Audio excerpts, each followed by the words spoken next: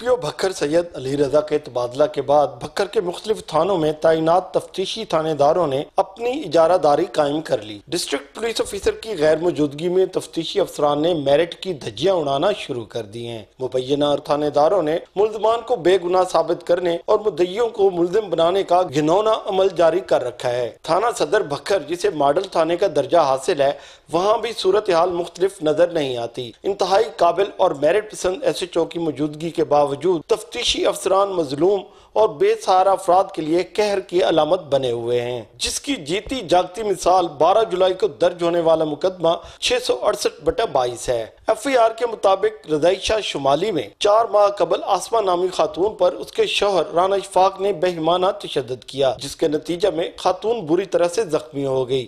واقعے کی اطلاع ملنے پر متاثرہ خاتون کے بھائی راشد اور سجاد وہاں پہنچے تو اشفاق نے اپنے دیگر بھائیوں اور ساتھیوں سے مل کر ان کو شدید ترین تشدد کا نشانہ بنایا۔ ملزمان نے خاتون اور اس کے بھائیوں پر بھی اتنا تشدد کیا کہ ان کے سر پھٹ گئے اور جسم کا کوئی حصہ ایسا نہ تھا جہاں پر تشدد کے نشانات نہ ہوں۔ غریب مظلوم خاندان کا مقدمہ تو درج ہو گیا، مگر بدقسمتی سے انصاف آج بھی ان سے کوسوں دور ہے۔ ان کے لیے انصاف کی فراہمی میں سب سے بڑی رکاوٹ کوئی اور نہیں، مقدمے کا تفتیشی افیسر ہے، جس نے ملزمان کو گرفتار کرنے کی بجائے ان کو کھلی چھوٹ دے رکھی ہے۔ کیا کہنا ہے اس مظلوم خاندان کا؟ آئیے آپ کو سنواتے ہیں ان کی گفتگو۔ میں نے اپنی بچے کی شادی کی تھی رضائی شاہ محمد اشفاق نامی سے۔ 10-12 سال کا عرصہ ہو گیا ہے، اس نے وہی ہماری بچے کے ساتھ جو ہے نا اس نے رویہ رکھا، غلط رویہ رکھا، مار پیٹ کرتا رہا، گھر میں بکھر ہمارے گھر چھوڑ کر جاتا رہا۔ پھر ہم صلح کرتے رہے، بچی کو بسانے کے لیے ہم نے صلح کی اور پھر ہم نے جو ہے نا بچی کو دوبارہ بھیجا۔ مار پیٹ کر کے گھر چھوڑ جاتا تھا، پھر کبھی کسی چیز کی ڈیمانڈ، کبھی کسی چیز کی ڈیمانڈ۔ ہم نے بچی بسانی تھی لیکن ہم اس کی ڈیمانڈ بھی پوری کرتے رہے۔ 15-20 روز پہلے، بقرعید سے 15-20 روز پہلے ہم نے ایک واشنگ مشین لے کے دیا، ایک فریج لے کے دیا۔ پھر اس نے جو ہے نا جی بچی سے کہا کہ اپنے بھائی سے میرے کو فرشہ رکشہ لے کر دے۔ وہ کہنے لگی میرے بھائی کو اتنے امیر نہیں ہے کہ میں ان سے فرشے کی بھی ڈیمانڈ کروں۔ پھر اس نے مار پیٹ شروع کی جی۔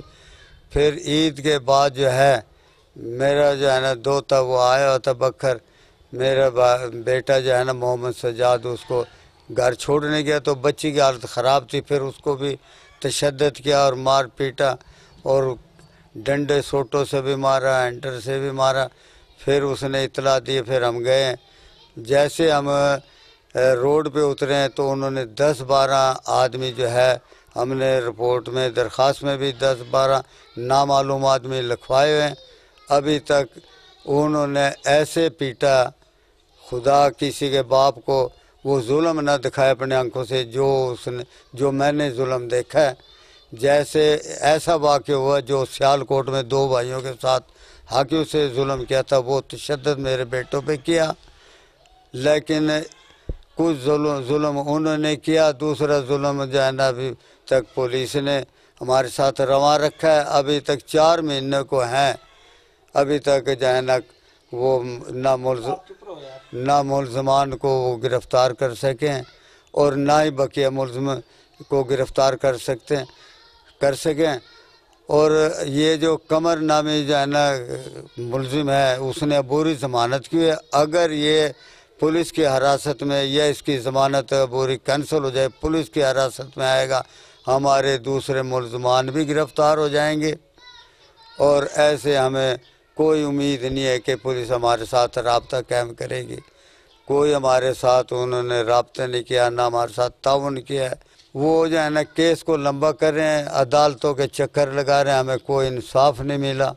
خدا را میں وزیر اعلیٰ پنجاب سے، IG پنجاب سے، DIG سے میں اپیل کروں گا اور DPO سے اپیل کروں گا کہ ہمیں انصاف دلایا جائے، ورنہ جو ہے نا یہاں تو انصاف جو ہے نا غریب کو انصاف نہیں ملتا، انصاف ملتا ہے پیسے والوں کو، انصاف ملتا ہے جو ہمارے ساتھ ہو رہا ہے۔ یہ سب چمک کا کمال ہے اور چمک یہ کام کر رہی ہے جو ہمیں انصاف نہیں مل رہا۔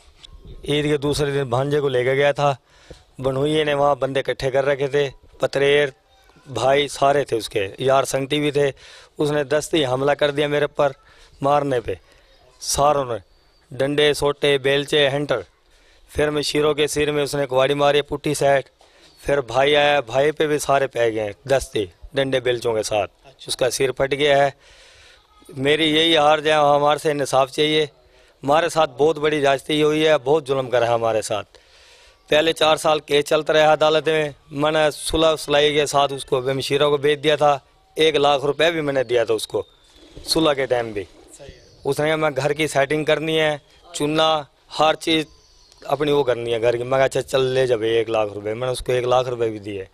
پھر بھی اس نے دوبارہ میرے ساتھ وہی کیا ہے. کون سا اس نے میرے کہنے لگے بھی پیسے لے کے آؤ گھر سے. بھابھی کی کمیٹی نکلی تھی، انہوں نے کہا تھا بھی میں دوں گی تمہیں 50,000 روپے، تو بھئی تم اپنی گھر کی چیزیں لے لینا. تو کہنے لگا نہیں وہ 50,000 روپے مجھے چاہیے، مجھے دو، مجھے فرشہ لینا ہے گا. ہم نے فرشہ نہیں لے کے دیا. بقریب 2 مہینے تک یہ تنازع چلتا رہا میرے ساتھ. پھر ابو نے فریج لے کے دے دیا، مشین لے کے دے دی. بھی ضرورت کی چیز ہے کہ ہم یہ لے کے دے دیں گے، آپ نے پہلے بیچ لی ہے کہ ہم فرشہ نہیں لے کے دیتے. 3 دن تک وہ مجھے مارتا رہا ہے. بھائی میرے بیٹے کو لے کر آیا چھوڑنے کے لیے، تو اسے کہنے لگا بھی میں اسے روٹی بھی نہیں دے سکتا ہوں، اور اپنی بہن کو لے کے جاؤ جیسے تم نے مجھے پیسے نہیں دیے تھے.